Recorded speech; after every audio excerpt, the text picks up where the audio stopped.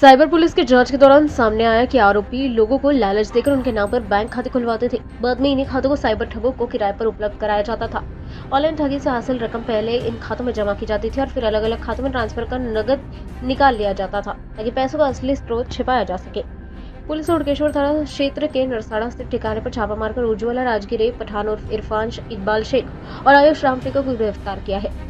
मौके से 209 ATM card, 45 से अधिक SIM card, 45 cheque book, 45 passbook, कई ब्लैंक चेक, विभिन्न कंपनियों के rubber stamp, QR code, QR scanner मशीनें और एक लैपटॉप जब्त किया है।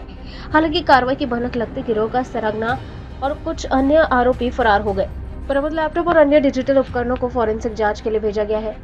पुलिस ये पता लगाने में जुटी हुई है कि अब तक कितने बैंक खाते इस गिरोह में खुलवाए, किन साइबर अपराधियों को उपलब्ध कराया और इनके जरिए कितनी रकम का लेन देन हुआ।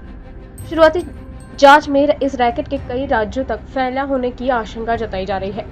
साइबर पुलिस अब इसकी फॉरवर्ड और बैकवर्ड लिंक खंगाल रही है।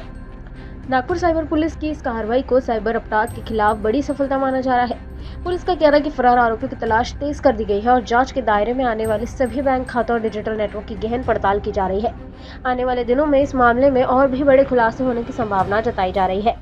सायबर पोलीस स्टेशन नागपूर शहर कडून जे एक कारवाई करण्यात आलेली आहे, ज्याच्यामध्ये काही लोक हे म्यूल अकाउंट्स जे आहेत लोकांच्याकडून पासबुक्स, एटीएम कार्ड, त्यांचे सिम कार्ड असे घेऊन त्यांच्याकडे जमा करत आहेत आणि ते सायबर फ्रॉड करण्यासाठी इतर जे आहे पुढच्या लेअरला विकत आहेत, अशी माहिती आपल्याला मिळाली होती सायबर क्राईमच्या टीमला.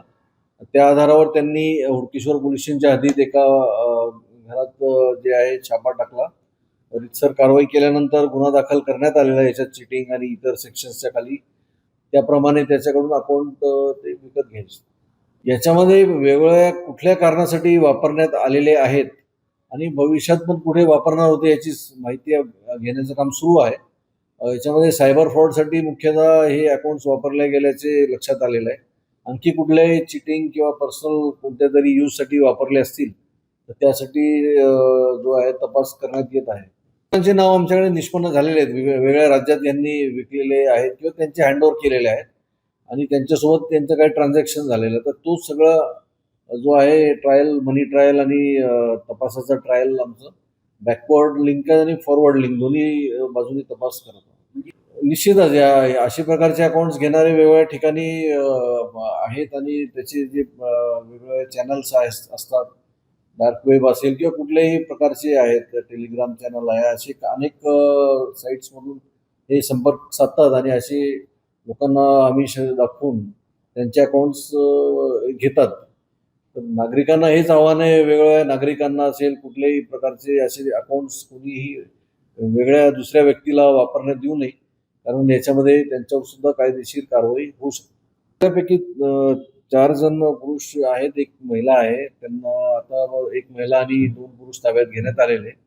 ते सध्या न्यायालयीन प्रकरण सुरू आहे त्याचं. आणखी सविस्तर माहिती थोड्या वेळाने देण्यात येईल. याच्यामध्ये सायबर पोलीस स्टेशनला जी गोपनीय माहिती मिळालेली आहे आणि काही टेक्निकल माहिती मिळाली, त्याच्या आधारे ही कारवाई करण्यात